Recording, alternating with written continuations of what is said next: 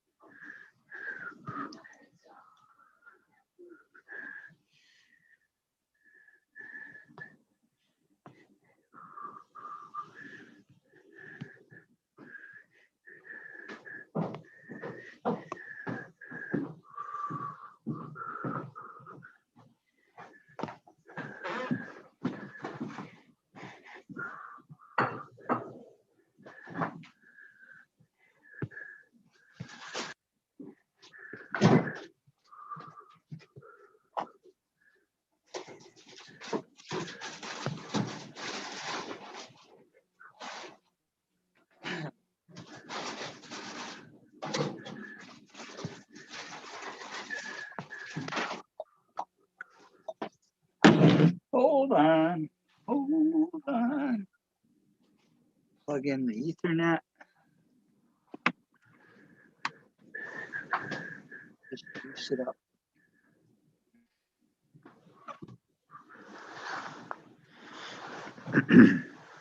Hey, how about fishing buddies? What about fishing buddies? It's a bad name if that's what you're asking. Why is it a 30 bad years. name? Why is it a bad We name? came up with a good name the other night. Fishing. I don't remember it off the top of my head. I assumed you wrote it down. Everybody seemed to did. agree that was a lot better than mentor. Oh, yeah, I know. I'm not for mentor. It wasn't fishing buddy. No, I asked my family, and that was the best one I've seen.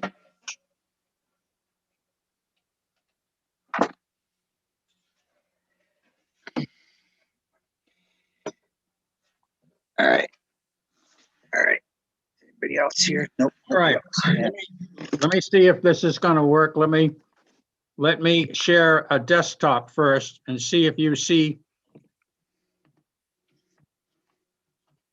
Do you see a vise? Yep. Okay. You see another vise? Yep. Okay. You see a toolkit? Yep. Okay. All right. I'm going to unshare that, and I'm going to go to the fly. Okay. Yep. You see that hook? Okay. You're using a competition hook? I'm using a barbless nymph hook, Yeah. big one, just for a thing, and I'm going to switch back and forth. If I switch back to me, now you see me. Yeah. Okay. No problem. If I hold stuff up, can you see it okay? Hang on, I'm going to hold something up. Hi, Laura. Can you see? Yes. Don't move it though. It's hard Yeah. to get it in the right place. Yeah, it's got a lot of light on it. Well, yeah, it has some light on it. Okay. Can you, you can't see that very well. Yeah, I can see that better if I hold it back here. It's a, It's a container of some type. yeah, it's an old Kodak kind of a container. For holding flies. That. Oh, by the way, before I forget, Kevin wrote me and said his wife's doing much better. 10 to 12 weeks before she should be pretty much mended. Okay, well, hopefully he doesn't get it. I would have thought he would have gotten it by now. You would have thought, but they wouldn't have let her home if she didn't test. No, The She sheet had of to put test. negative. Can you can see that? Okay. Yes. Yes. Okay. Problem is when you're showing it, you have a heck of a bright light on it. Well, let me try adjusting the light while I hold it up and you can tell me what it looks like. It doesn't look that bright to me. Okay, that's better. There you go. Perfect. Perfect. Now I got to look and see if you got enough light on the fly.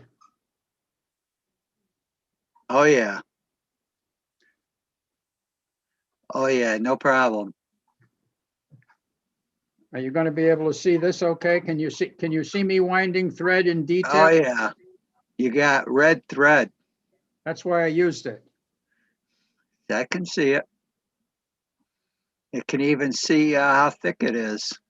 Yeah, this is the way a lot of people try to start fly tying and then they pull and it just comes right off like that. Right.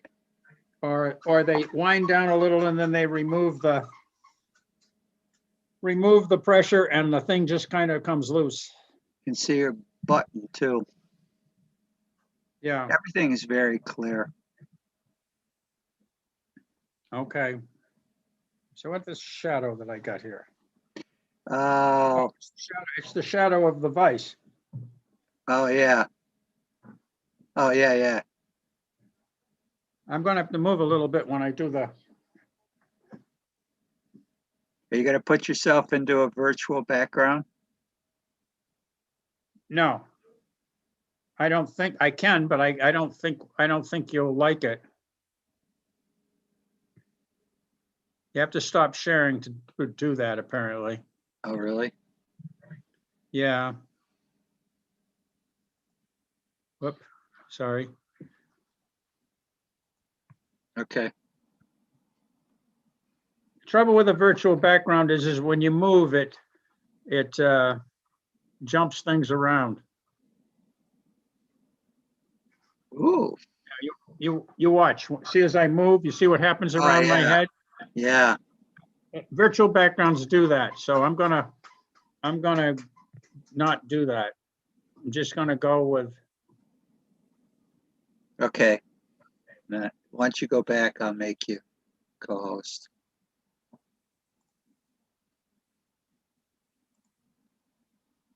Okay. hey, look, there's one other choice. You're co-host. All right, well, that's what I was a minute ago, right? Yep. Okay, so you turned it off and turned it back on then, right? Right. Okay. Can't you see more tools? More what?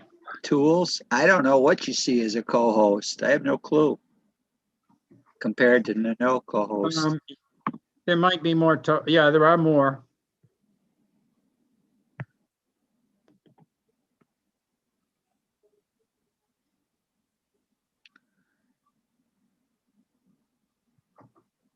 But that's not the screen I want to start with, so I have to stop sharing. I don't Okay. think,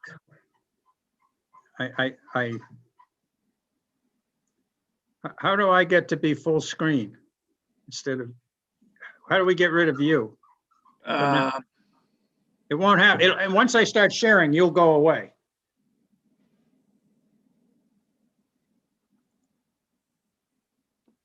Bye-bye. I'm gone. No, you're not. I can see Well, you perfectly.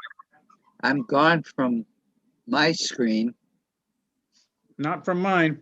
Shoot, how the heck do I get me back? What'd you do? Go with no video or something? Hide my view. That's you. Oh, okay, here it is. Let me see if this does anything. Just leave it. It'll go away. There. It says my internet connection is unstable.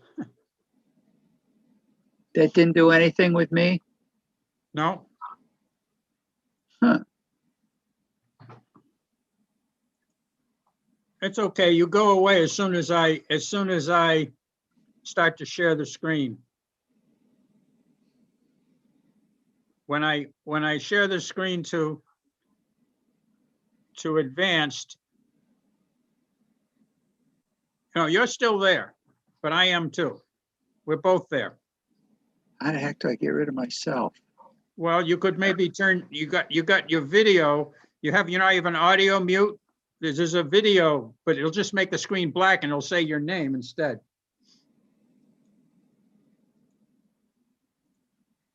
Well, that's what I did. I made myself. Well, I still saw you. You didn't make yourself disappear from me. Okay. Am I there? You aren't now when I go to stop share. You're in the little boxes on the side. Because I don't see myself. You don't see the boxes on the side? Just you. No, I see you in my box. Maybe I'm the only one who sees you. Maybe. Good question. Yeah, because I've got hide it. Now I opened it.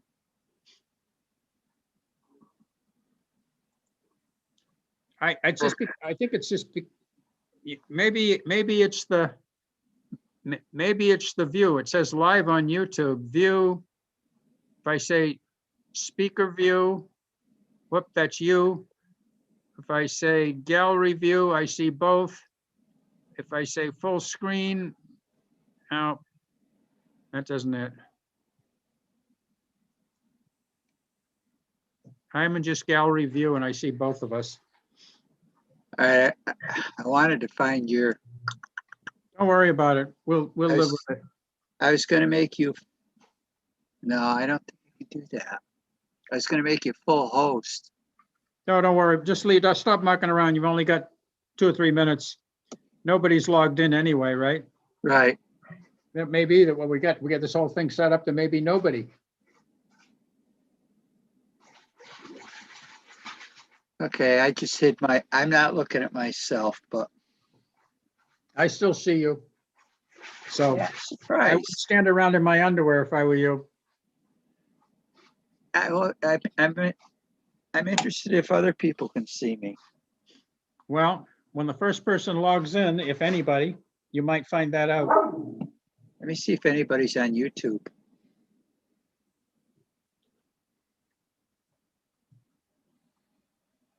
It's 6:57. Yeah, I don't expect them to all jump in. I'm doubtful that this is a topic that will interest many. Somebody wants to join. Dave Ward's here. Okay, admit. I just admitted him. Doesn't matter who does it. Oh. See, now he's coming up as seeable. I only have his name. He says he's connecting to audio.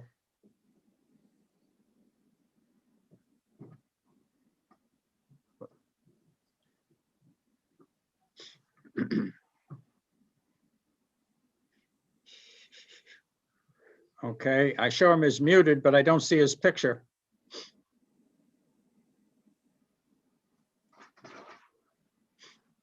Got to ask him how he did that. Well, he probably has his video off. He joined without video. Okay, there we are on. So He should be able to hear us. We can't hear him because he's muted. hey, yeah, I asked him. Hey, Dave. I can hear you. Okay, can you see? How he did that. All right. Well, he probably has his video off. He I joined got, without I video. got the video off. You got the video off, Dave? Yes, Okay. Wondering can you see me? yes.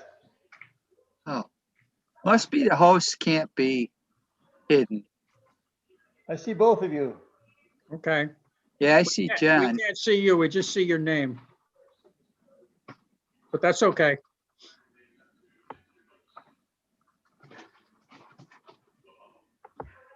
Hey, Dave, have you heard anything from Tom? Not a thing.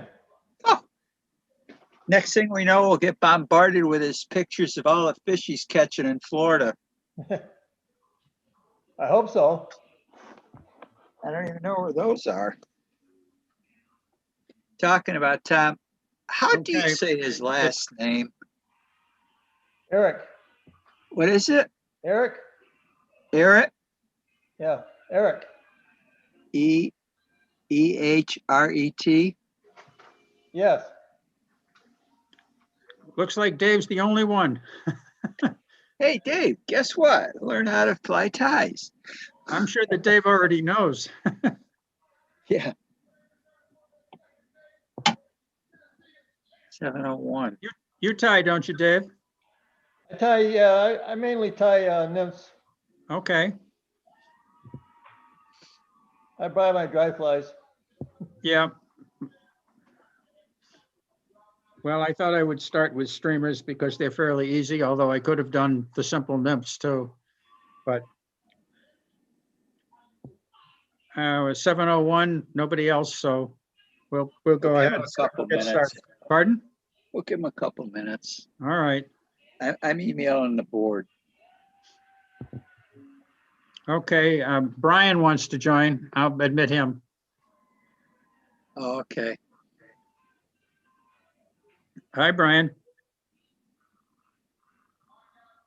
You can unmute.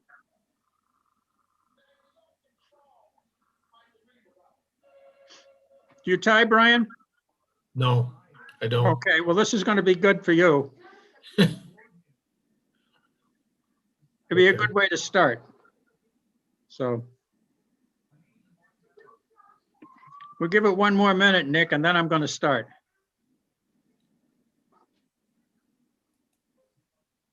Why is that no good? This is the most important part of tying right here. There you go.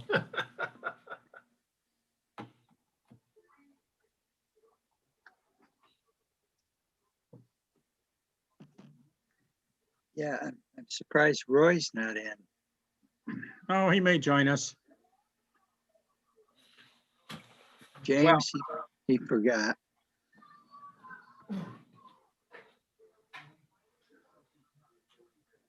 All right, well, let me just start a bit here. Whoop, wait a minute, we lost Brian. Wait till he comes back because he hasn't tied. Yeah, I gotta start the. No. Oh, no.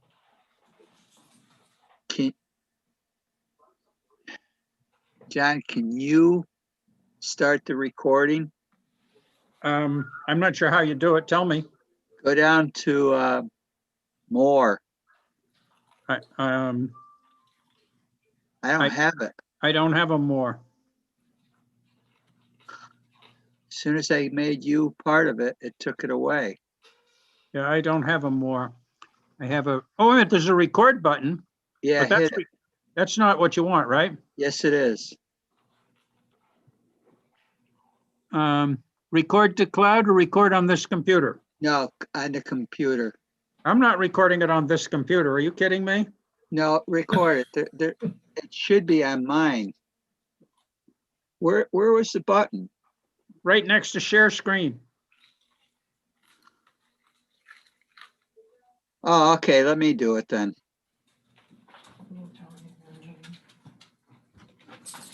Okay. You saw it the other day. Okay, Okay. well, we don't have a big attendance, but we'll get going here. All right. When Nick talked me into this, I thought about the fly tying classes that I've taught, which has been a fair number of them over the years, but for Orvis and for Trout Unlimited, and then for BC Fly Fishers. And I thought about some of the common things that I used to see when people were starting out, and thought we would talk about some of those. But then I thought, since it's a beginning class, maybe I'll talk a little bit about the tools and what you really need and what you really don't need, and what you can get away with, which might be particularly good for Brian if he's thinking about starting out. So let me just start with the most common thing that you'd need if you were gonna tie flies, and that's the vise. You can buy a vise for as little as $18. And be honest with you, if you're a starting out tyer, unless you know you're really going to get into it, I can't really think of any reason why you need a vise more than 18 bucks. I mean, it's nice to spend a $500, well, it's not that nice in my mind, to spend $500 and buy a Renzetti or something, but the flies come out the same no matter what. And And in fact, once upon a time, I was stuck in a place and I ran out of flies and I went over to Walmart and I bought a 98-cent C-clamp and I turned a chair in the hotel room upside down and I used the chair and the C-clamp in order to clamp the flies, and I tied a whole bunch of flies and then went out and caught fish with them. So, and then not only that, but being a cheap bastard, I took the 99-cent clamp back to Walmart and got my money back. So, more than a clamp. There's two kinds of vices, and I'm going to share the screen to show some pictures here.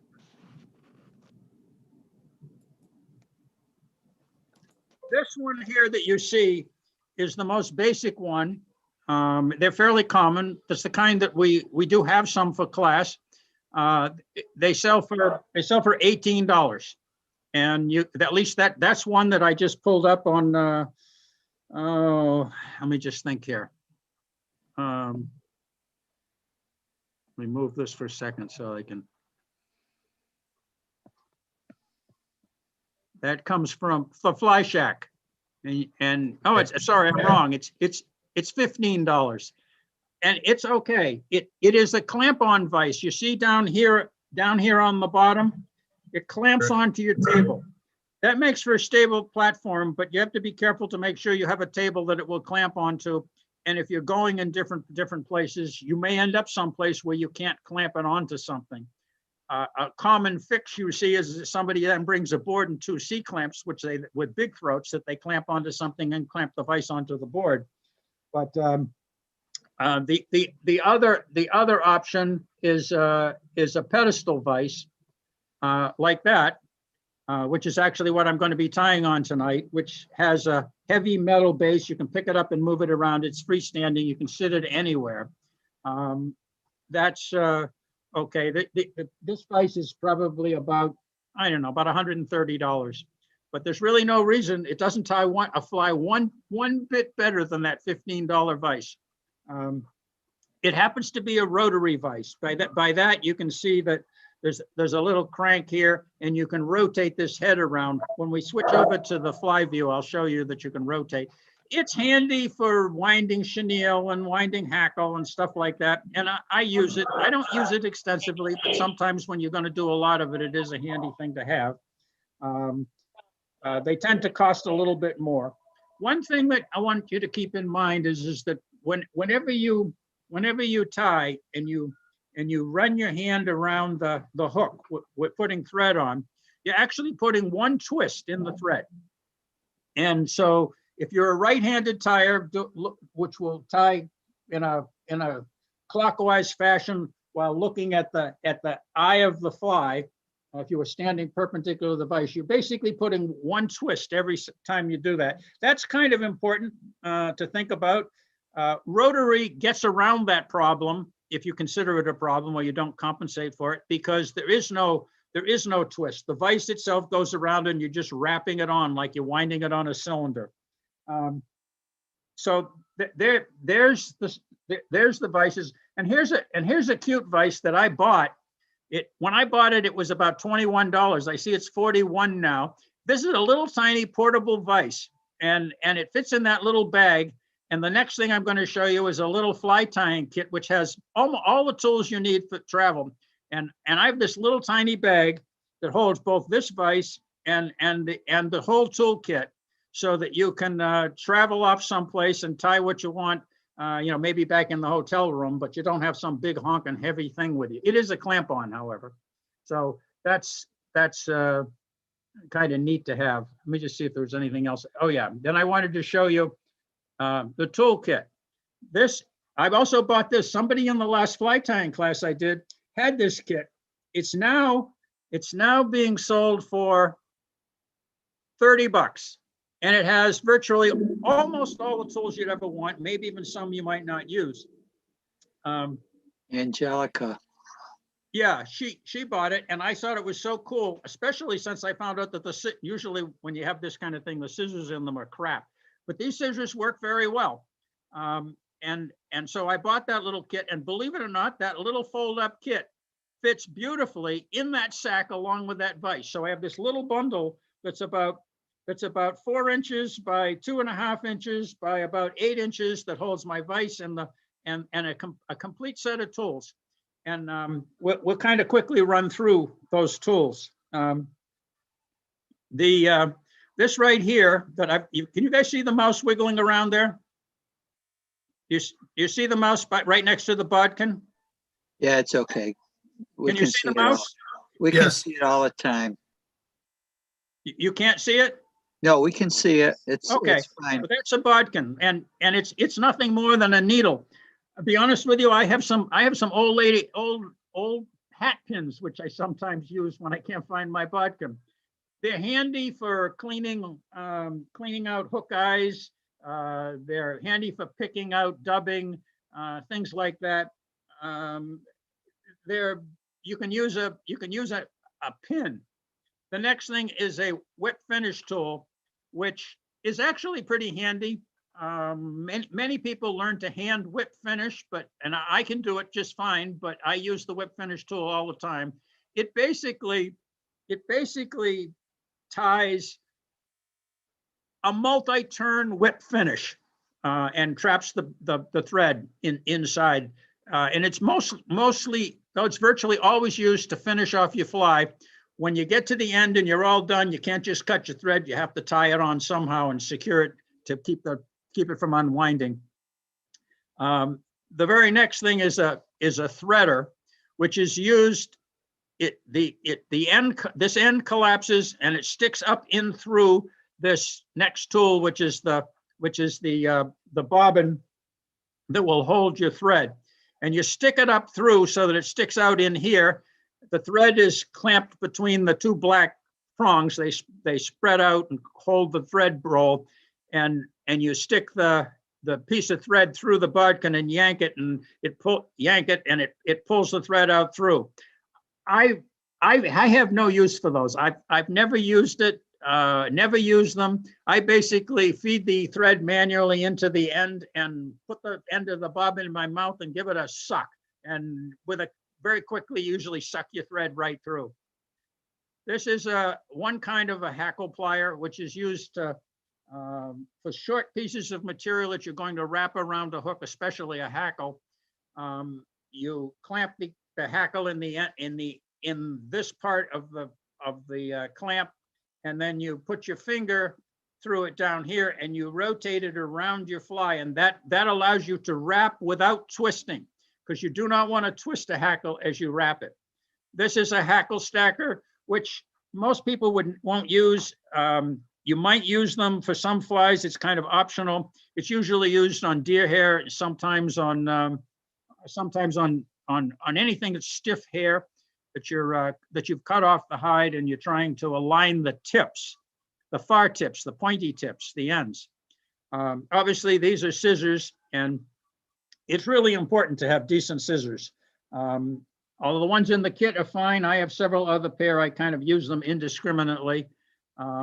And I've added to the kit, for my kit, I've added, let me change screens and go to a different setup right here for you. Hang on, let me figure out how to do that. How the heck do I get rid of this?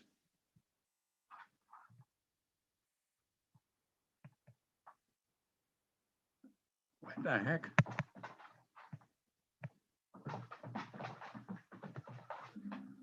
I can't seem to get it maximized again.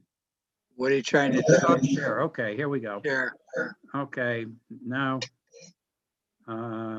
share screen, advanced, boom. Okay. All right. Hopefully you guys see a hook and a vise. Do you? Yeah, no problem. Okay.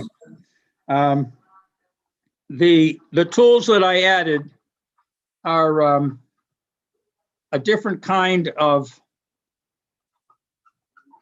hack. Well, they sell them as hackle pliers. It's basically actually a tool that was used by electrical engineers to do electrical connections to cables. And you can, let me see if I can get it somewhere. And you clamp the material in that little end that sticks out there and then go around with it. The problem with it is that if you hold it stationary in your hand, every time you go around, you put a twist in something. The traditional hackle plier doesn't put the twist in. So it's useful, but you do need to be careful how you use it. Let me see. The other tool that I added, which frankly I think is absolutely vital to the kit, is a good old fashioned cheap, you can buy them in the dollar store for $1, set of, well, these are fingernail clippers, but I actually prefer the toenail clippers. You can't buy those for $1. And buy a good quality one, largely because you never want to cut wire and nasty materials with your scissors. If you got good scissors, you're going to pay probably at least $18 for them if you're buying them separately. And it's real easy to ruin them. And even the toenail clippers, which I use all the time, these are the larger toenail clippers. You know, they last me about 2 years. These are the brand is actually Trim, and they're like $2.50. And actually, that's exactly the same thing that I carry on a lanyard when I'm fishing to cut my leader, trim my knots, and do everything else. I do it all with that. So let me look and see here what I got next. Then there's some other tools that are useful. Some of them much more so. One, diagonal pliers. Doesn't have to be a big honking pair, a relatively small pair, like that. I have them around because I periodically use them to cut heavier wire. And if you're making an articulated fly, which we're really not going to talk about, but that's a shank with a joint connected to another fly. Usually you tie it on 2 hooks, but you usually cut one of the hooks off. It's very common to, after you've tied it, to cut the front hook off. And that being the case, you need something that's capable of cutting that hook off, because these hooks can be pretty tough. You're not going to do it with a pair of fingernail clippers. Smooth jaw pliers. I have a pair of needle nose pliers. And they're smooth inside. They have a lot of tires have a kind of a linear knurling or a diamond knurling on the inside. You want the kind that have flat. They're great for, you'll find things that you need to do with them. Like sometimes you have a difficult feather that you're going to tie down, and you can squeeze the central core of the feather to make it flat, to get it to lay in position. Another thing that it's particularly good for is if you want to crush the barb on a hook. They're very good for that. You can also use your vise to do that, but I tend to use the pliers. I told you about the toenail trimmers. Half hitch tool. A half hitch tool is basically nothing more than really they come in sizes. You can get a set of them if I can get this in the right position. They're just a piece of tubing or a solid piece of rod with a cone on the end of it and a hole in it, and it will fit. It will fit over, if you get the right size. This isn't the right size. This one is. You get the right size. It will just. I'm making a liar. Oh, this is a really big hook, but it generally will fit over the end of the eye. And when you're doing half hitch, which I'll show later, you wrap the thread around it and stick it over and pull it on. They're particularly useful. They're particularly useful for tying dry flies because the hooks get very small and the hackle gets in the way. And they come in sizes. The 2 that I just picked up are fairly large, but I have these which go all the way down to probably a 20. Tweezers. I personally find tweezers very useful, but not just the regular tweezers. These are the technical tweezers with a little hook on them. I find it most useful. I oftentimes wrap lead or non-toxic wire on the shank of my hook to add weight if it's going to be a weighted fly, and trying to bring down the end of that and get it to lay in place is a problem, and these work very well for doing that. You can kind of wrap it around it and just kind of rotate it down and put it in place. They're also good for tucking, and you'll see me use it for tucking lead into the bead to center it. There are other kinds. I don't use them, but other people do for picking up beads. They make pliers that have sort of two round discs on the end of it that allow you to pick up beads if you have trouble. Some people have trouble picking up the small beads and then orienting them and putting them on the hook if you've got a beaded hook. And I've seen people use those. I don't have that problem, so I don't happen to do that. Dubbing twister. We're not going to cover dubbing in this particular lesson, but a dubbing twister is, when I find one, is a tool that, where the heck is it? I had one laying here. It's a tool that just allows you to twist the thread when you stick material in it. I can't find an example of it right now because my table is covered with stuff. It's probably hidden in plain sight. However, you don't really need one. For classes, we do dubbing, and I oftentimes pass out the really technical tool made out of a bent, straightened paper clip. And you basically hook your thread in the end of it and you just twist it around, and guess what? It twists the loop. So you don't really need one, but they are handy. I don't think I can show this, but a portable vacuum cleaner, the kind that sucks up the mess when you're finished, is kind of handy.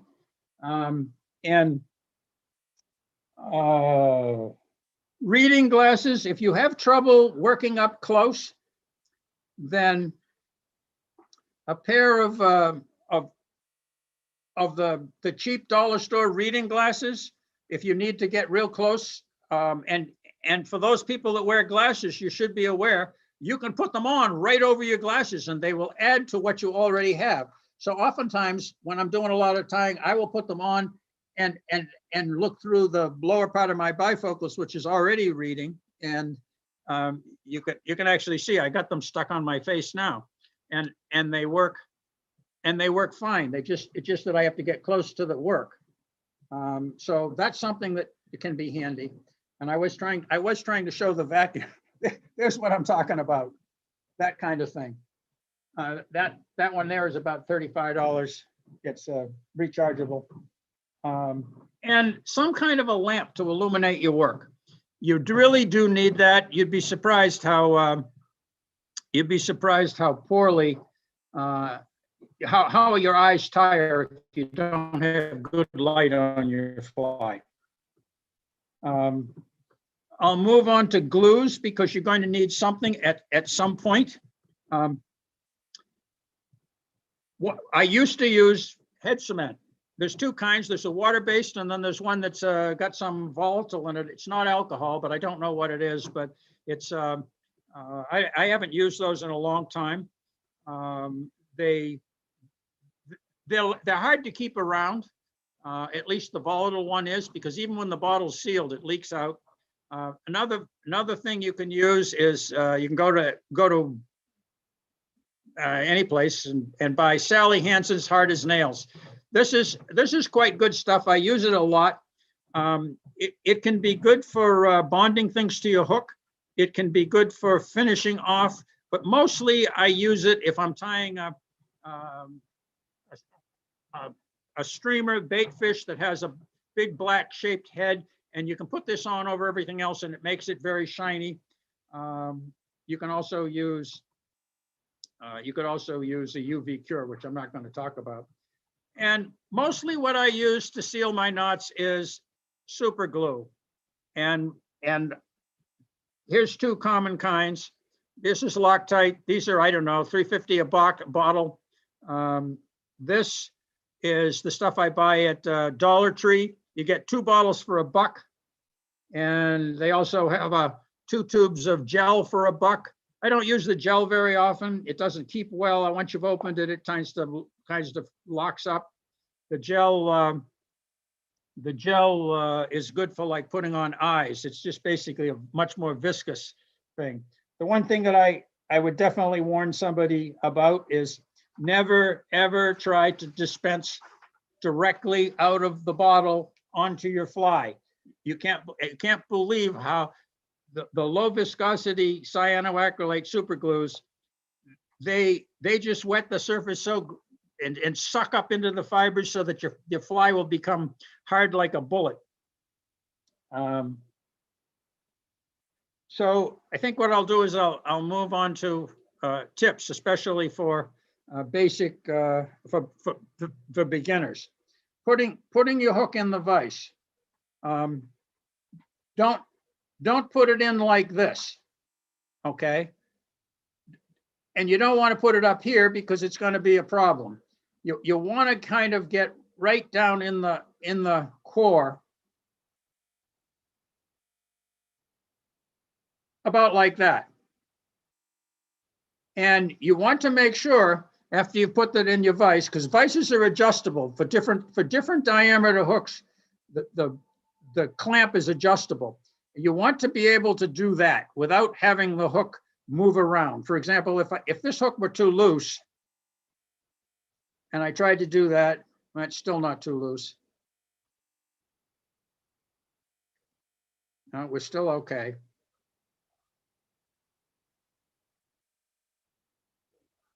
If you can do that, you're not going to be able to tie the fly. So you have to make sure that you've got it set in a manner that's going to stay put. Okay, you should be able to do that without having any rotation down there in the fly. Starting the thread. This is one that's interesting because everybody always feels like, well, how hard could it be to start thread on a hook? Well, you'd be surprised. In many of the classes I've taught, people have trouble doing it. And the real trick to it here is to start, let me shed just a little more light on it. I'm going to exaggerate, but you're going to wind up the hook a couple of turns, and then keep it, change the orientation and wind back over that. And that winding locks the material onto the hook. Now, it doesn't lock it real tight, but it's under its own weight, it stays put. If I don't loosen it, you can see I can actually bend that hook, so I'm now hooked on. But if I let that go loose, you know, if I don't wind uniformly, that whole thing comes undone. This is what you see right here is what I commonly see when people try to start. And it's frustrating in a class because then everybody gets ahead of them. So it's pretty intuitive once you've seen it. You just wind up a couple of turns and then back down over it until it locks it in place. When you're wrapping thread, another thing I see, people go up and then they go slack and they go down, and then they go slack and they go up. And you can actually see what's happening to nothing stays put. Any material you put on there falls off. You have to hold your vise horizontal and go around the hook. While if you could see this on end, you'd see that the end of the hook is going around in a circle as I wind. You basically keep tension all the time, not part of the term and then go loose. You don't ever want to go loose. You need to go. That's very common, and it's just a matter of learning to do that. John, how are you holding the bobbin? How am I holding the bobbin? Yeah, I show that. let me show that this way. I basically have the bobbin, I'm holding it like this, and I can control the tension. These two spring arms go into the ends of it, but by controlling how hard I squeeze, I can create it tight. Usually you set your bobbin for the thread that you're going to use, and you set the bobbin so that it basically will dispense the thread without breaking it. So let me just look and see if I happen to miss the discussion on thread. I did. Let me jump back and talk quickly about thread. Thread comes in a variety of sizes, common, and two different labeling systems. One actually comes out of the medical profession. Many years ago, they used to rate catgut size by O's, zeros, and the smallest catgut would be like 0000000, and they called it 60.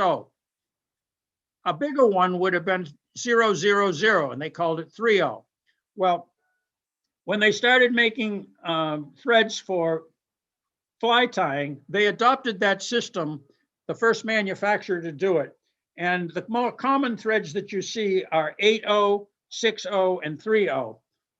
The smaller the number, the bigger the thread. When I say bigger, I'm really talking about diameter. And if the materials are the same, that is to say they're all nylon and you're comparing them, the one with the smallest number, for example, 30 as opposed to say 80, will be not only bigger, it will be stronger, meaning that you can pull a lot harder and not break the thread.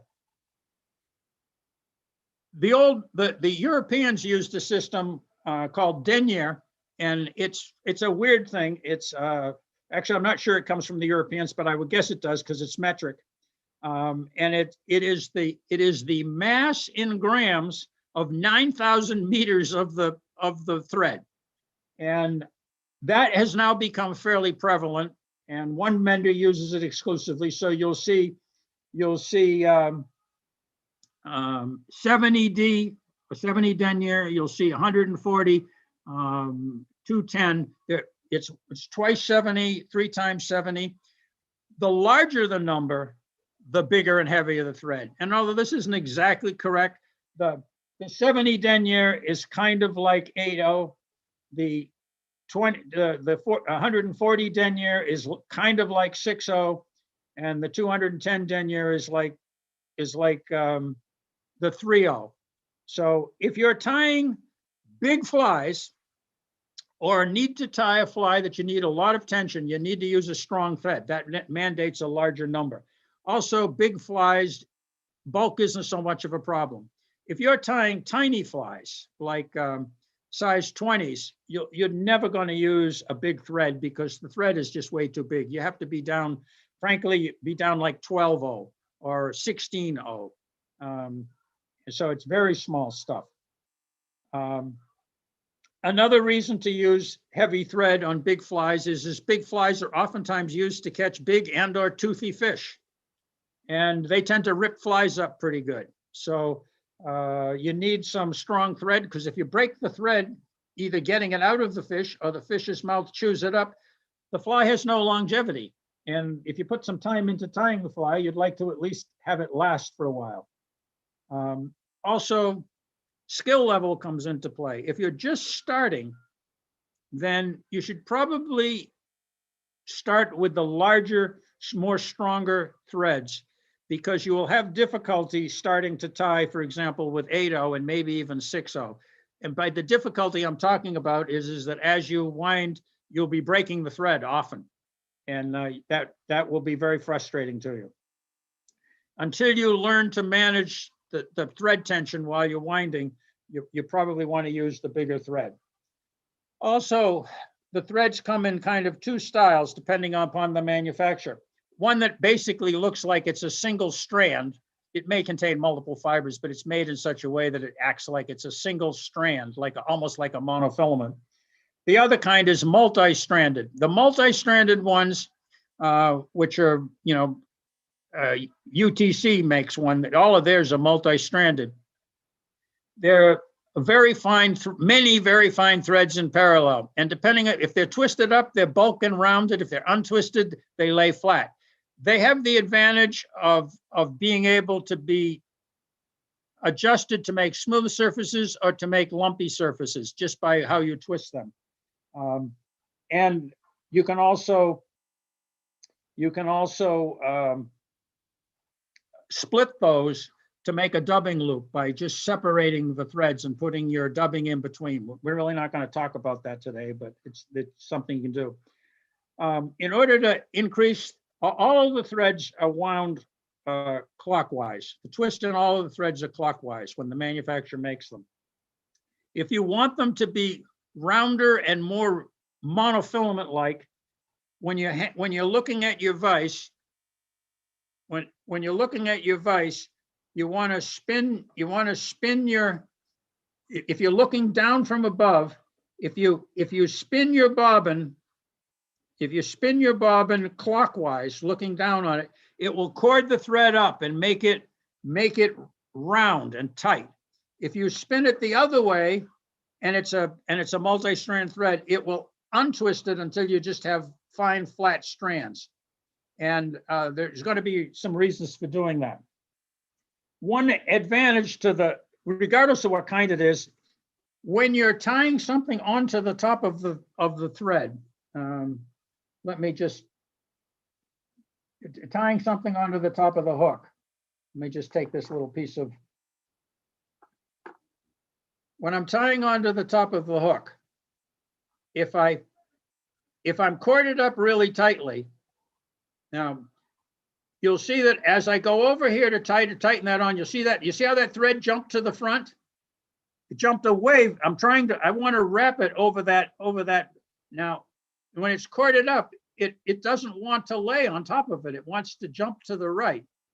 If I uncord it by winding it strongly counterclockwise and then do it, it will now jump to the rear, jump into my fingers so that I can tie that down.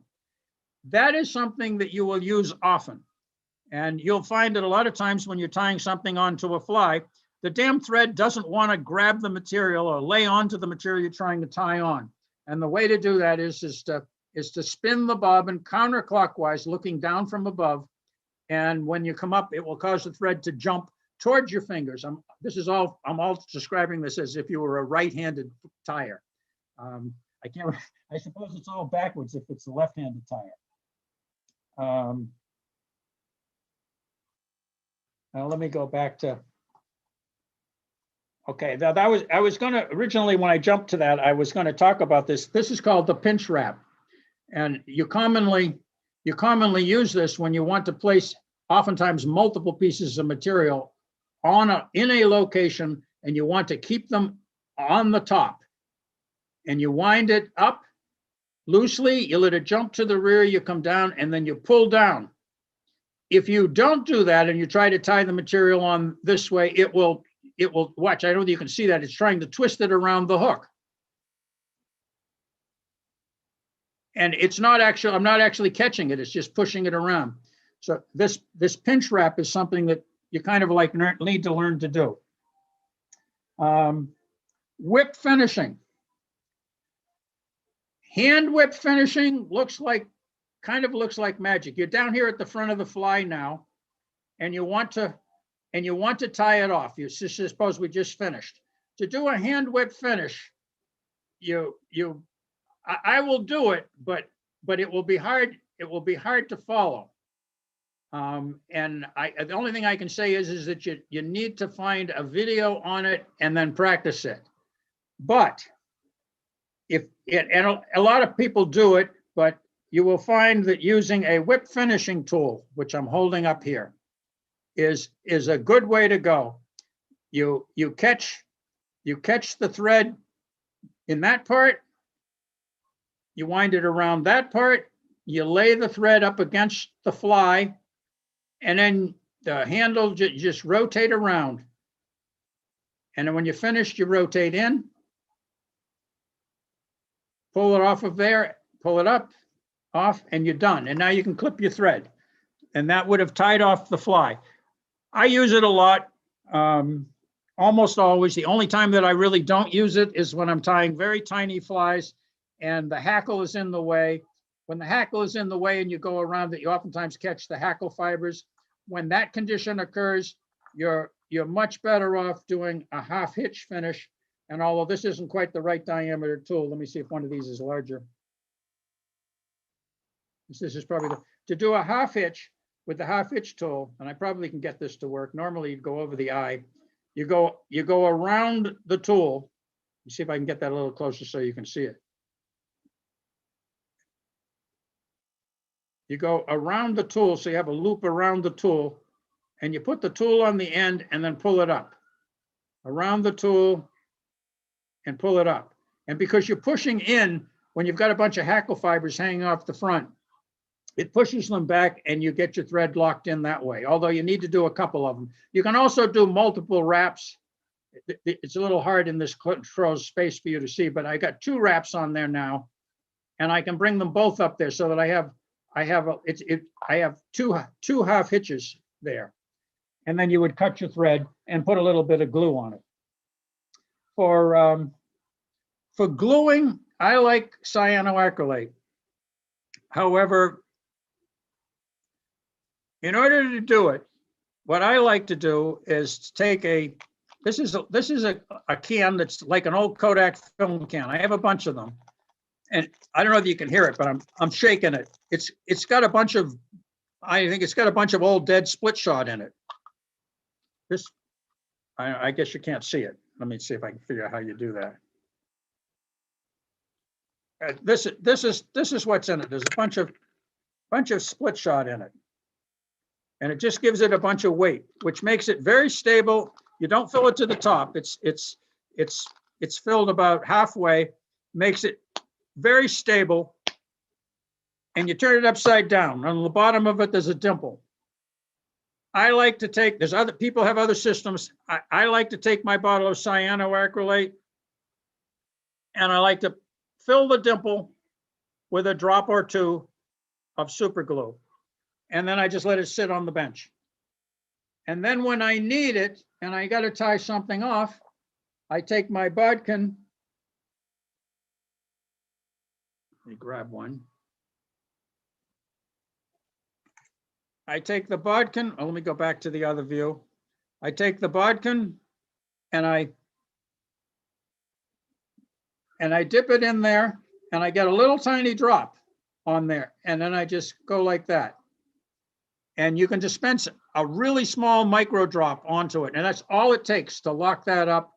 And it's basically dry right away. So that's at least the method I use. I learned it from Kurt Nelson. For a long time, I tried using cyanoacrylate, and I would try to do it out of the bottle. And so much comes out of the bottle, the drops are so big, they'll suck into your whole fly and ruin it. This way you can get just a micro drop.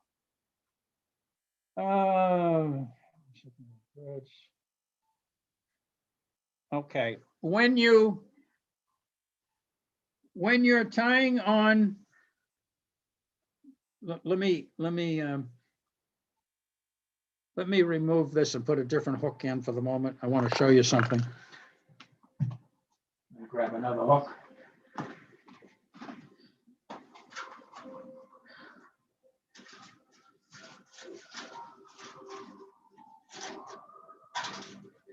Brian, if you have any questions, speak up. All right. It's the same hook. It's just one that I didn't glue anything onto. And let's suppose that I was tying a fly that had, this is what I'm about to do is very common in nymph tying, okay? And regardless of whether I was tying a nymph that used pheasant tail fibers for the body, which is common, surprisingly, in the pheasant tail, or maybe I was winding a fly that used peacock curl. In this particular example, I'm gonna grab some pheasant tail fibers, and anybody who has any experience at wrapping these things knows that oftentimes when you wrap them, I'm going to tie some on now. I'm going to use a pinch to get them on top. So I'm going to bulk my thread, unbulk my thread and make it jump to the rear so that I get them down there. Now, if I were to wind my thread to the front, which most people try to do, because the next place what you're gonna do is you're gonna wrap this around and around and around and around, then you're gonna tie it off up here when it gets there. But many times as you do this wrap, these fibers separate and they don't give you a good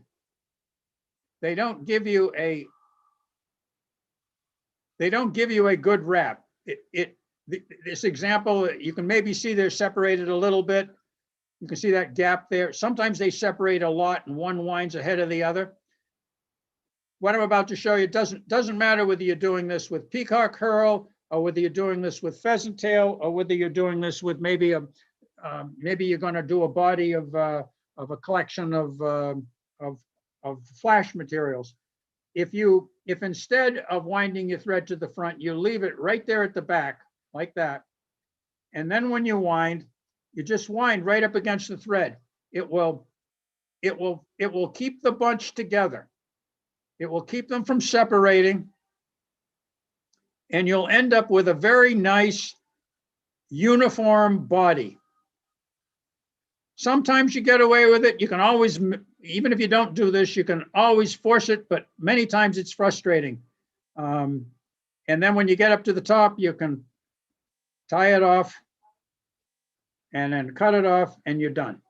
So you get a nice smooth tail. If we were tying pheasant tails, this would be the abdomen section of the pheasant tail. Same thing if we were tying a prince nymph. Only thing is we'd be using peacock herl instead. Counter wrapping. Okay, when people tie pheasant tail, I should have done this ahead of time. Let me unwrap that and take it off and show you. I'm going to wind the pheasant tail clockwise from the end. I'm going to wind it around. If I'm looking at the end of the, I'm going to wind it clockwise. When I wind it clockwise, I mean, I get that nice thing that you just saw, but it's very fragile. The fibers that we use from the pheasant tail are very fragile. So is peacock herl, very fragile. Also, if we were winding hackle, like this, if we were winding hackle, it's very fragile. So if we wind it around something, and then we either damage it with our removal tool to get it out of the fish, or the fish's teeth rip it. Once they break either the fibers or the hackle core, the whole damn thing comes unwound and the fly becomes useless. So we protect that by wrapping something over it. The most common thing to use is wire, but you can use, some people use thread, but wire is probably the most common. But the important thing here is just to realize that it needs to be counter wrapped. You can't run if you put wire on it, you can't run the wire in the same direction. Otherwise, there's no protection. So if you think of it as a screw, one is a clockwise wrap and the other one is a counterclockwise wrap. So when you do that wrap, you're going to be putting a wire on, but you're going to put the wire on before you put you can put the hackle on, or you can put I'm going to put some more pheasant tail on, but the wire goes on before you do the wrapping. So I'm going to do that again to show you.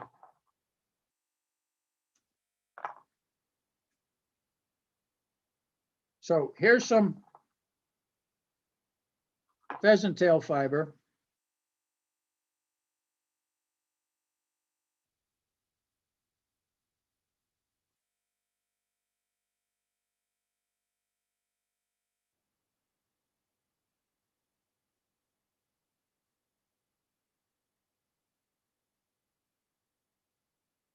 Okay, now I haven't added a wire, but we're going to add a wire. And I just had it in my hand. What the hell happened to it? Here it is. Because we're going to use the wire after we've wrapped the hackle, but after we've wrapped the fibers. Now, the first wrap of the wire needs to go under the hook, not over the material. So if we're going to wrap the fiber this way and the wire that way, in order for the wire to go under the hook, the wire has to be on my side of the hook.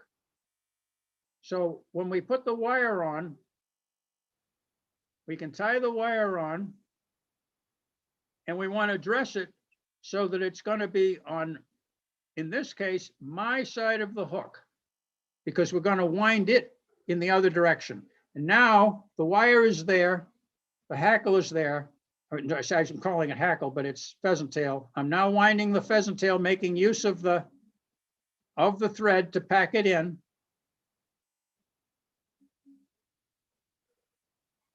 If you had a rotary vise, you can probably do it that way too. I mean, you're not using the rotary feature, but there. Now I've got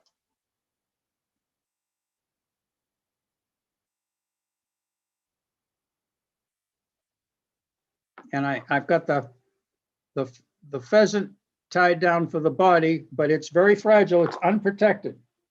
Now my wire, I wound my hackle this way, so I want to wind my wire this way, the opposite way. This way, as I wind up and over, I'm trapping all, turn by, I'm crossing diagonally all the turns that I put on the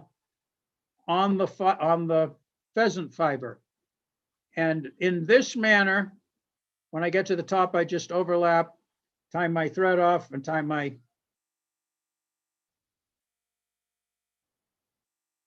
and because it's wire, I'm not going to cut it. This particular wire happens to be tungsten, so I'm not even going to try to. Some people helicopter the wire off. I'm not going to do that with tungsten easily. So there it is, and now these fibers are protected. That's important. If I'm going, when I tie the fly we're going to tie tonight, I'm going to show you two different ways to tie the hackle on a woolly bugger. Both of them will be counter wrapped. One of them is counter wrapped in one direction, one is in another direction. You'll see why when I do it. Let me see, is there anything else I want to cover here? I think I'll skip dubbing. Cutting stuff off. Okay, I'm going to move on to tying a fly using some of the stuff we had here today. Let me just tie this off.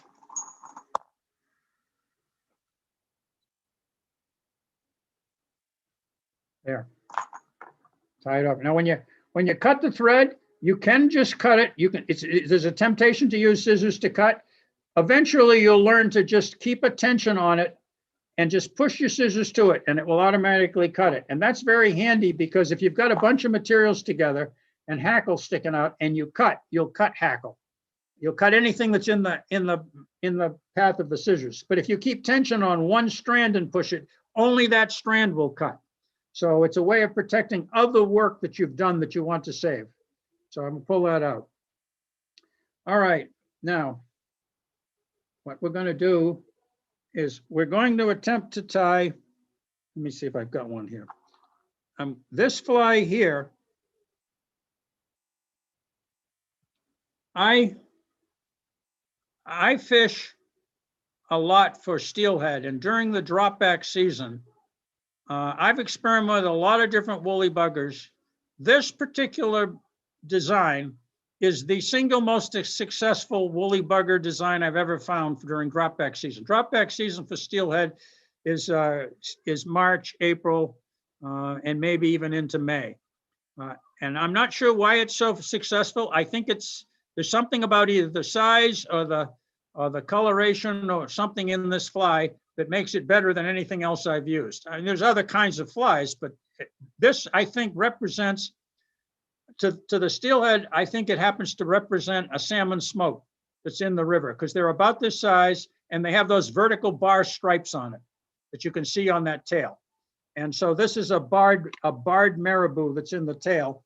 And so that it's an olive chenille, olive barred marabou tail with a grizzly hackle and a bead.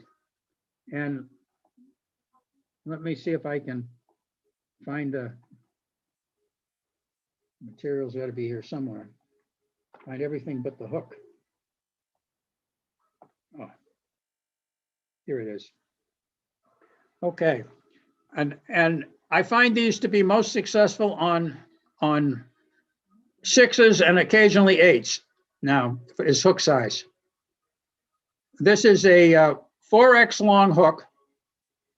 You could do it with a 3X long. It might be a little short bodied with the bead. This bead I've just inserted on the hook. It just slid up the hook. And we're going to, you see how the bead will wiggle around. Whoops, I'm sorry. Just gonna say, I can't see it. And you see that the bead is on the hook, and the bead is, it doesn't stay put very well. You can see it wiggles around.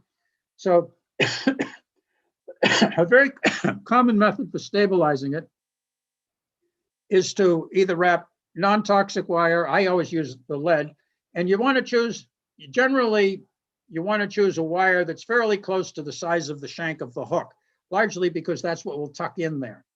And just to fill that in, I'm going to put 3 wraps, 1, 2, 3. And I would normally yank this off, but I don't want to screw up the focus of the camera by yanking real hard. So I'm just going to clip this and try to twist up the rest of it.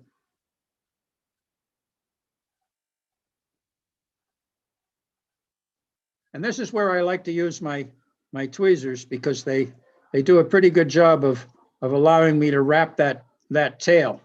So now I have this little lead wrap on there, and the lead wrap will fit inside the bead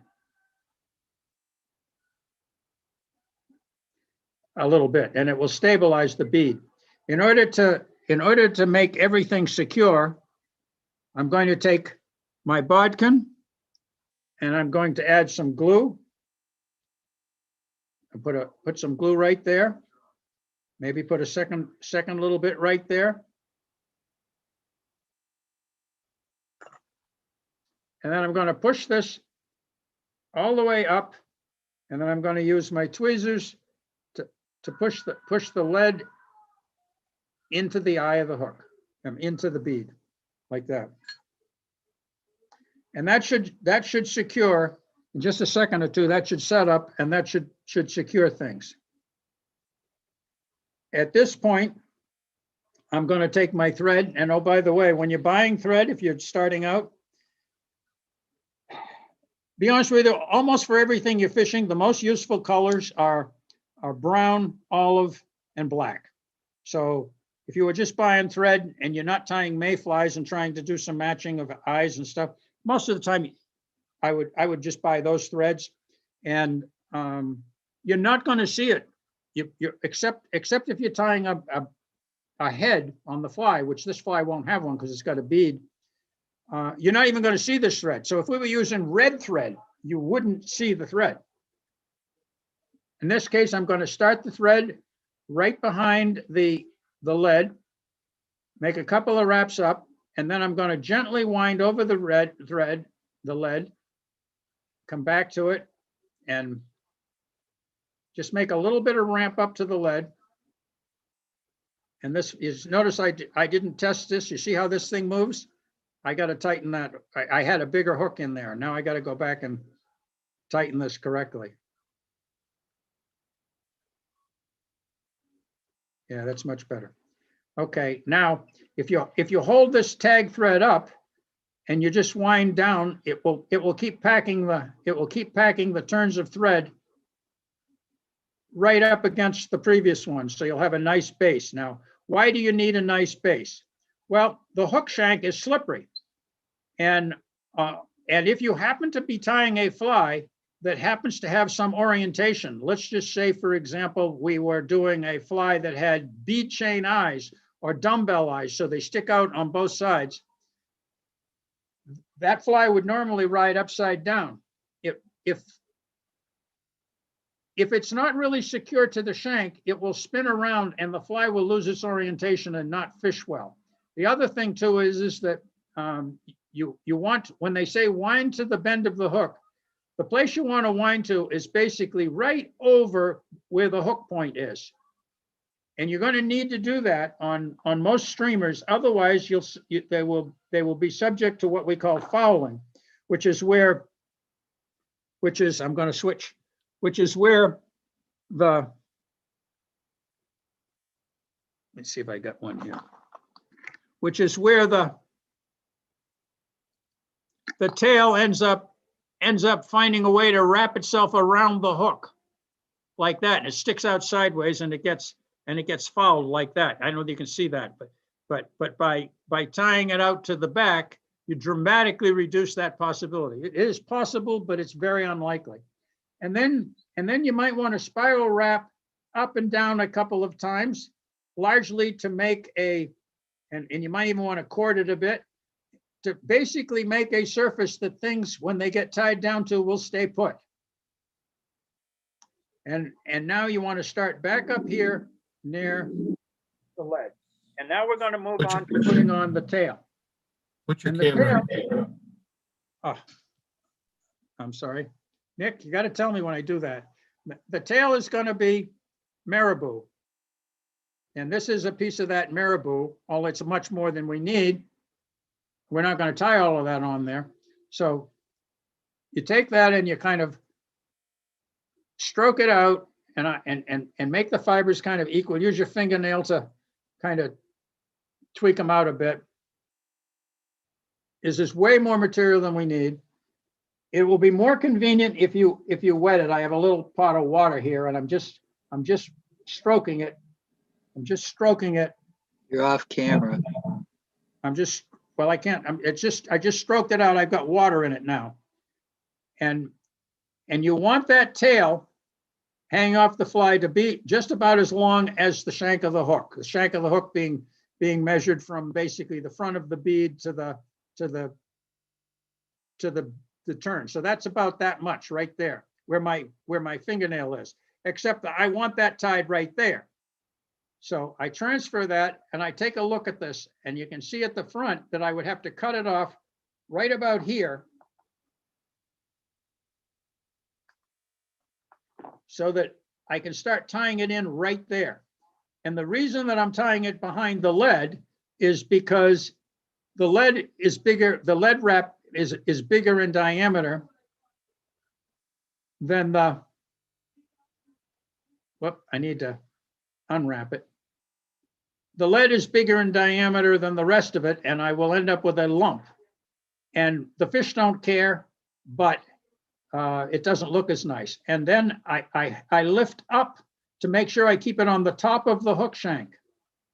And I wind all the way back to where I put the base, get right back down there to opposite that tail. And now I've got and when that dries out, that will be a nice fluffy marabou. And you see, I've avoided having an abrupt diametric change because I used the material to make up the material of the marabou to make up the same diameter that's there with the behind where the lead was. I wind a couple of wraps forward, and we're actually going to tie a variation on a woolly bugger that's really known as a crystal bugger. And people make minor variations on it, give it a whole new name like it was another fly. It's not that big a deal. But you don't want to put a lot of flash in it, but you take a piece of flash and well, probably the most common way to do this is to take it and wrap it around so that it's not an individual end. So I just wrap it around, make it. Now I have I have a long strand doubled over. I'm going to bring the two strands along the sides. Actually, I don't like that way to do it. I want to separate those strands.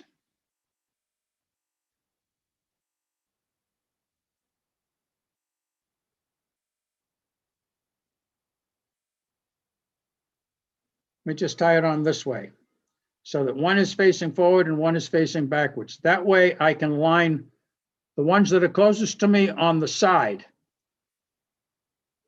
And I wind back up and I take the other set and bring them over to the side. Now I have, if you can see, I have two of them on one side and two of them on the other side. And then I'm just going to cut them about the same length as to the tail without cutting the tail. So now I have a couple little flash strands that will mix into the tail on each side, sort of like an extension of a lateral line. Now, the next thing we're going to do is we're going to put I'm sorry, do we want to do this yet? Yeah, we're going to put a wire on. And in this case, I'm going to wrap this wire. I'll explain to you why later. I'm going to wrap this wire when I use it in the clockwise direction looking from the front. So in order for the wire to go against the hook, go under the hook first, I'm going to have to dress this wire so that when I get to the back of the hook, it's on the far side of the hook. So I'll catch the wire in.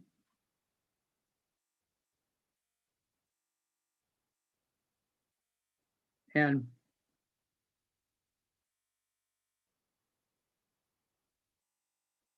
now it's way over at the far side of the hook, and I'm just going to put it up here to keep it out of the way. Okay, so I know you can see that. Yeah, the wire's out of the way. Now for the body of the fly, it's a piece of light, medium size rayon chenille. And you take the chenille and you pull the stuff out, and you can see I've exposed the core. And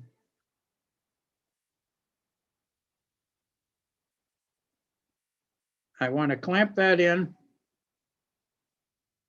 I use the pinch and I get it nice and secure. And now what I'm going to do is I'm going to wrap that all the way up. So the next place I'm going to have to tie something down is up at the front of the hook. So I'm winding my thread up to the front of the hook because that's where I'm going to need it next. And this is a case where you could easily do this with a rotary vise, but I will do it manually because I oftentimes do it that way, and you don't need a rotary vise to do it. And I'm simply laying this chenille up the shank of the hook, spiral touching wraps. That's it. Just as it goes right on up. And I will tie it off. 2 wraps ought to do it. Couple of wraps in front, 1 more on top. And then I will, this is a case we actually do have to cut it. And I cut it off, okay? Now, I need to put the hackle on. So I've chosen a piece of hackle material, and I've made it so that you can see that the barbules are about the length of the gap of the hook. And in this particular case, I'm going to look at it. And when you look at it, you'll see that there's a point where the fibers begin to be fluffy. You don't want those. So I got rid of those, and I'm left with this little section, this little stem. And I'm going to tie that stem on the front, but I'm going to tie it on. I've cut it short like so. I'm going to lay it against the hook shank. I'm going to wrap over it. I'm going to tighten it in, 2 wraps. I'm going to fold that butt end back a bit to get another wrap over it to secure it. Okay, and now I'm going to wind that chenille back, winding it in the clockwise fashion. But when I get to the back, it would appear that I no longer have any thread to tie it down with, but I've got the wire. And because I'm winding this in a helix going backward, I can wind this wire in a helix going forward, and that will be it will have the effect of being counter wrapped. The 2 of them will cross each other, and it will protect that hackle, so that the hackles are fragile. But I'm going to make a turn or 2 right here at the front,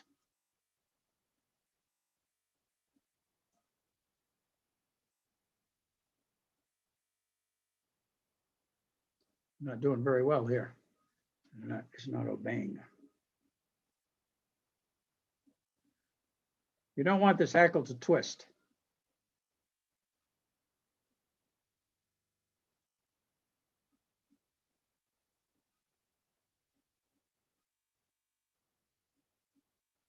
And then I'm just going to wind back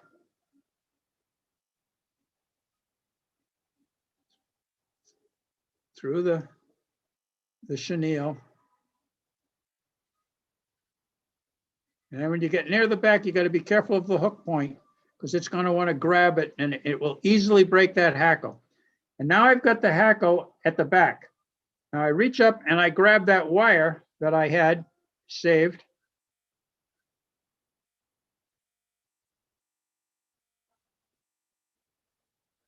Huh.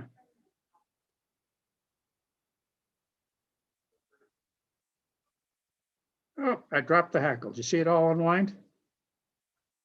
We'll do it again.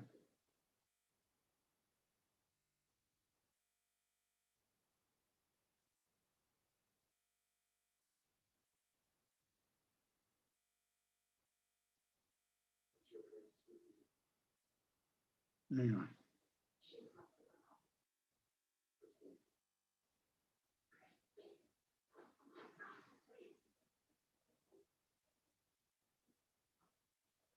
I'm struggling to get the front of the hackle right. It's like I didn't get it tied on properly.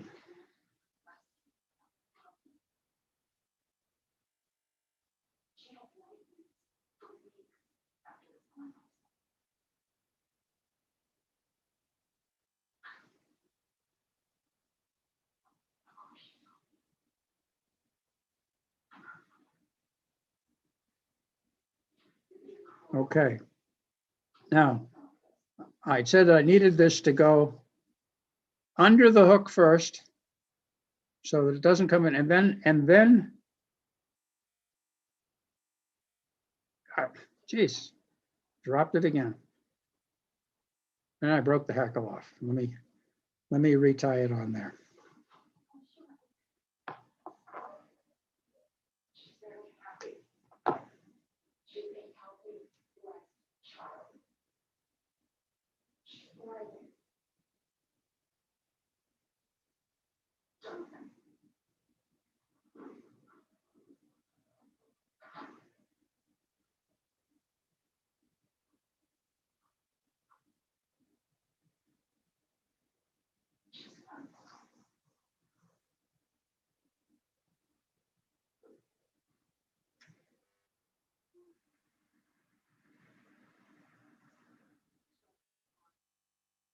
Maybe the rotary vise is a good feature for this. But you can do this all by hand.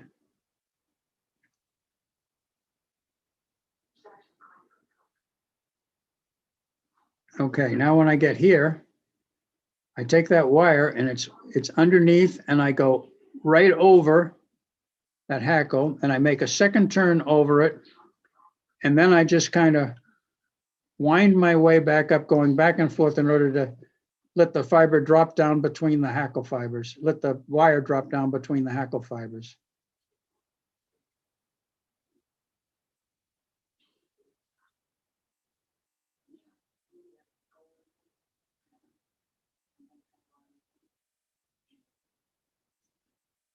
And when I get to the front,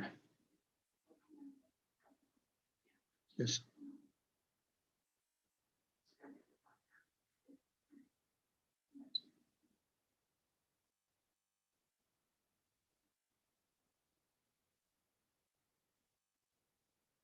okay, so then I just clip off my tungsten wire.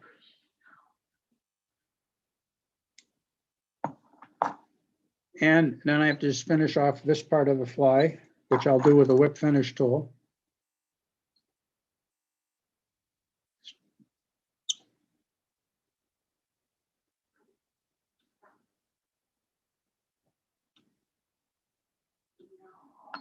Now I can just cut the thread and cut off this little extra hackle that's on the back.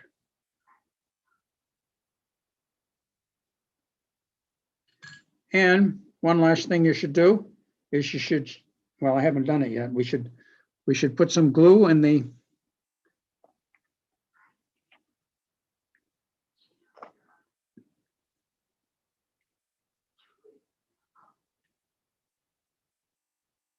and sometimes on a larger fly, I do the bottom as well as the top to let it wick right around there.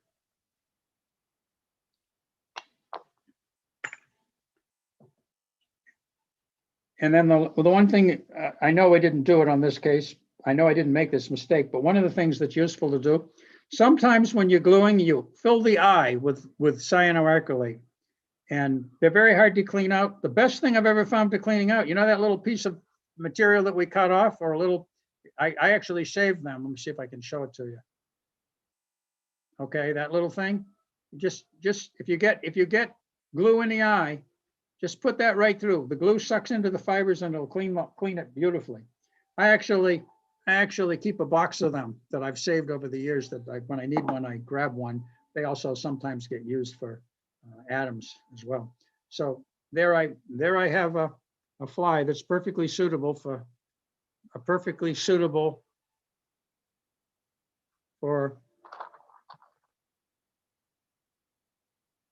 steelhead fishing.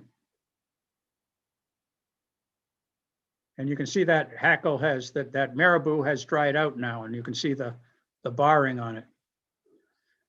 Like I say, I don't know why that fly works so well, but I've never found something that works better than that for drop back steelhead, or when they're dropping back to the lake. So now I'm going to put a fly that's already partially tied in the vise, and I'm going to tie it the other way that you usually see. You notice that on that last one, I tied the big part of the hackle on the front and I wound backwards and then counter wrap towards the front. Most people don't do it that way. That turns out to be really convenient because you get to wrap when you're winding backward from the front to the back, you wind in a clockwise direction, and then from the back to the front in a clockwise direction. If you choose to build it the other way, you then really do have to counter wrap. And the difference then is, let me find my wire. And the difference then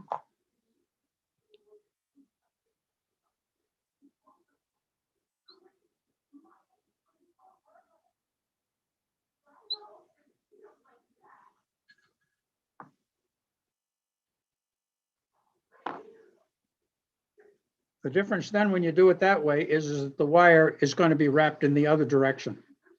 And so that's, in that case, in order to go under the hook first, I know I'm now going to be wrapping it counterclockwise, so I need to put it on this side and come off the back from underneath.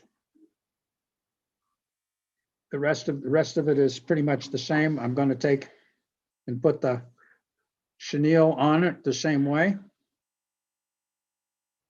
Now, before I put the chenille on this time, I'm going to be putting the feather on.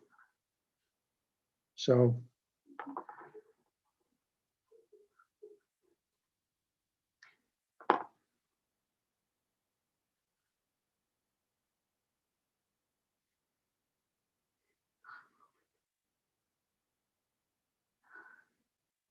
when I do it this way, I put the feather on at the back.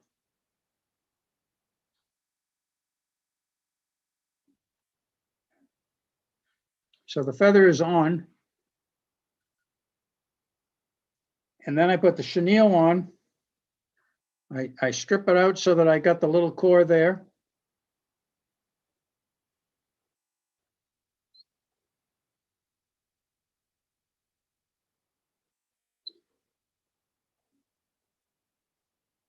Wind my chenille.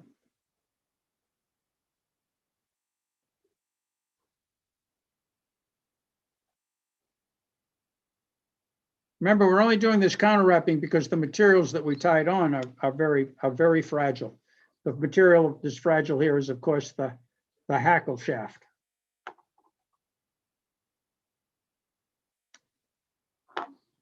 And now I'm going to wind that hackle from the back to the front.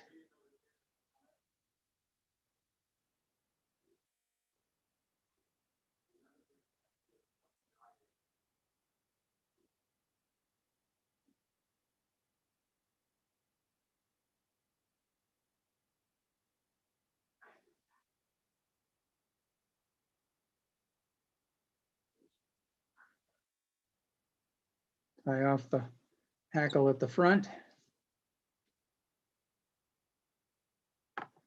Now, this is an example where I don't want to cut a bunch of hackle fibers, so I'm going to keep the tension on the long hackle, and I'm just going to push without cutting. I'm just going to push right in there. And even though all of these other fibers were in the open part of the scissors, I didn't cut any of them. And now I'm going to counter wrap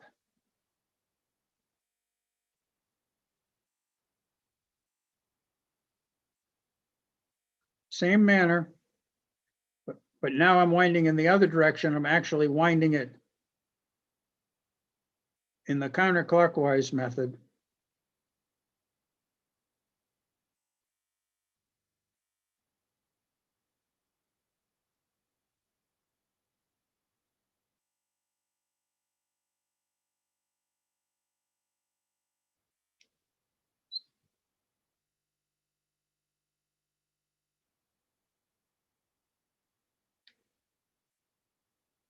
Cut the wire.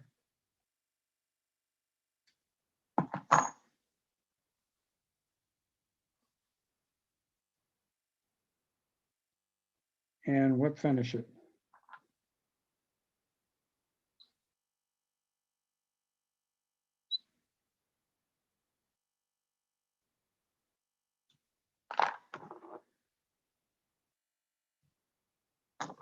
And glue. And it's basically the same fly tied two different ways. I personally prefer the first way, but most people tie it the second way. I'm not sure why. But the whole lesson in there is about counter wrapping, just to know when to do it and what to do. And basically you have another copy of the same fly. You have another version of the same fly. So I think with that, I think we'll call it quits for tonight. So any questions? Brian? I'm gonna stop recording.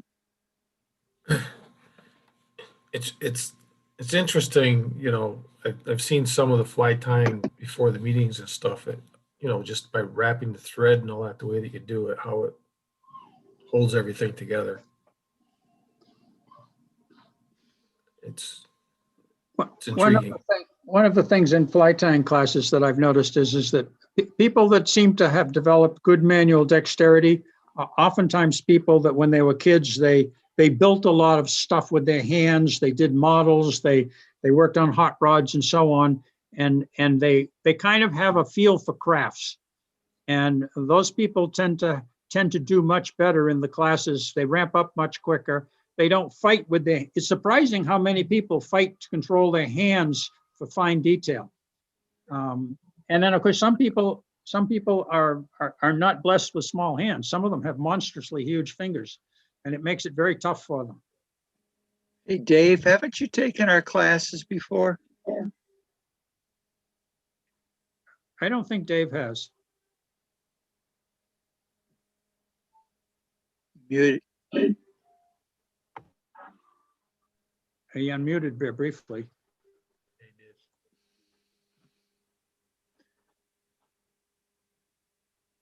All right, well. Dave, have you taken our fly tying courses? I've taken one quite a few years ago, and then I've taken one with Trout Unlimited also. Okay. Oh, wow. Was John the teacher back then too? I did it when it was at the Orvis shop. No, it was We were at the United Way, where they have the United Way. Oh, yeah. Oh, that was a Then, long then time. then they moved to Company 4 upstairs. Yeah, I think that was a long, long time ago. Was, a long time ago. Yeah. Yeah. And I That's think that was even before I did the ones at the Orvis shop. Yeah, that's why I watched tonight, just to get some more pointers. You know, all of the stuff you can fumble through. I don't think the fish care if you screw it up, but these are just sort of the things that I've seen people either stumble on or things that I've learned make for a better fly. So Yeah. for what it's worth, that's it. If enough people watched, I might do one on you know, doing the next level of nymphs. But there's many variations, many flies that are variations of basically the woolly bugger. There's another one I tie. Here's kind of a beat to hell one that's been, God only knows how many fish it's been through, but it's basically it's kind of like a combination of it's really a woolly bugger, but it's kind of like an egg sucking leech with legs. You can see them. They're kind of ripped off of one side, but they hang off the other side. We call it Mr. Rubber Legs. And at the right time of the year, that's very good for steelhead, especially this silver black. I don't know if you can see it in there, but the chenille in there is kind of a silver black chenille, just a regular black tail and a small bit of flash. Quick question with peacock and pheasant. I mean, obviously they're the real thing, but I have a coworker who has a peacock, and they shed their feathers once a year or something. Yeah. Is that what you use, those parts? Most of the time, I think most of the time we use. You can buy a bundle of. I don't know if I have one down here, but you can buy a sack of the hurl, and it's the hurl from the lower part of the. Let me see if I've got a package here. It's from the. I don't think I have one down there. It's from the uninteresting feathers, but the best stuff comes from just below the eye and the eye feathers, and it's best by virtue of the fact that it has really long flew, and the flew is iridescent. The ones in the eye are oftentimes used stripped of the flew, and are used quite commonly for tying mayflies, quill-bodied mayflies. I have tied them, but it's not my favorite kind of mayfly. Everybody that fishes kind of has their own favorite. I've become a favorite of a comparadun, which is done with deer hair, and doesn't have this on it. But yes, if your buddy were to give you some of those, they would make for very good hurl. But when you buy the packs, they sell packs of it. It's not very expensive, but it's not anywhere near as nice as this. This has big long flew. The flew is that fluffy fiber. Maybe it'll show up better if I show it in the vise. You see how fluffy how long those little hairs are? Yeah. Yep. Okay. Well, Okay. The stuff that you buy in packs has the stuff about half that long. But if you choose to get this and use the ones that are right underneath the eye, if you choose to use these, you will have a really robust looking. Probably the most common thing to tie with it would be probably be a Prince nymph. But you can also use it for. It's also commonly used for the thorax. That's the part up at the front of a hare's ear in some cases. And that iridescence is believed, or at least the fishing community has believed for a bazillion years, that the iridescence on these feathers is a very attractive fish, especially for trout. It really attracts them. I've always kind of wondered whether, the iridescence that we see, if you put it underwater, do you still have iridescence? I'm not sure. We look at them dry, but the fish never look at them dry. Okay. But it is very delicate, however, and you do need, whenever you build with it, you need generally to protect it in some way. Otherwise, it can end up easily being a one fish fly. So in general, a good fly can be, if you don't mangle the bejesus out of it, getting it out of the fish, most of the time the flies last quite a long time. That if you don't crush the barbs on your flies, you're probably going to mangle them pretty well, getting them out. If you buy barbless hooks or crush the barbs, they come out very easily. And it is true, the studies do show that you do lose more fish with barbless hooks than without, but it's certainly a lot less harmful to the fish. And to be honest with you, if you lose less fish with it, I fish a lot with barbless hooks, and I don't do that with steelhead. But for big fish, I leave the barbs on. But for trout and the like, I fish with barbless hooks, and I don't have a sense that I'm losing any more fish by fishing barbless. I will say one thing you do learn with it is you do have to keep some amount of tension on the fish. If you slack off on the fish with a barbless hook, there's a much better chance of losing the fish. But it's a very minor adjustment to your fishing to make sure that you always have tension to the fish. Every now and then you'll find one that comes screaming right at you and you can't take up line fast enough. So that's a crapshoot. But most of the time you don't lose them. I use most of my nymphing, I use barbless jig hooks. They're much smaller than this. I mean, these streamers are really good. They represent, bait fish. Depending on the colors, they represent bait fish. They represent maybe the larva of a Dobson fly, which will drive bass and trout crazy, especially if they're in black. They look like leeches, which I don't actually see many leeches in the water, but I do know that they're a big and desirable chunk of protein to both trout and many other fish species. I can tell you that fishing leech-like patterns work very well. These flies that we just did, they will definitely attract a bass. They might be on the small side. I mean, you might get smaller bass with them, but if you're looking for the big bass, you might not want flies quite this small. I mean, most bass hooks are 2.0 and 3.0. I mean, these were number sixes that we used tonight, except for that big one that I just used so you could see it better. I think that's probably a 4, barbless 4. Hey, Brian's falling asleep on us here. It's So getting close to that time. We're gonna cut it out. We're gonna I stop. think that's a barbless number 4. Okay. That's almost like a competition hook. Absolutely no barb to it at No, there's all. no barb, but you see it's got a long, deep point. The penetration on barbless hooks is phenomenal. I got to tell you, if you're handling them in your hand and you accidentally stick yourself, you'll know it. The good news is they're easy to pull out. The bad news is they stick you really good.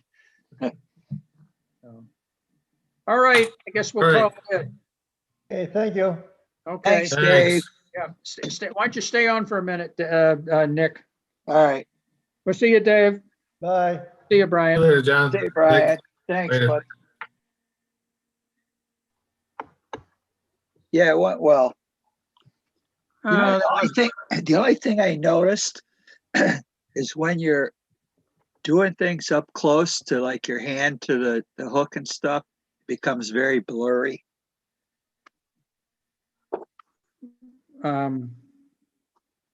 If you watch it, watch any of it, you'll see. Oh, okay, it's recorded, so I can look at it later. See, Yeah. I'll look. It may be,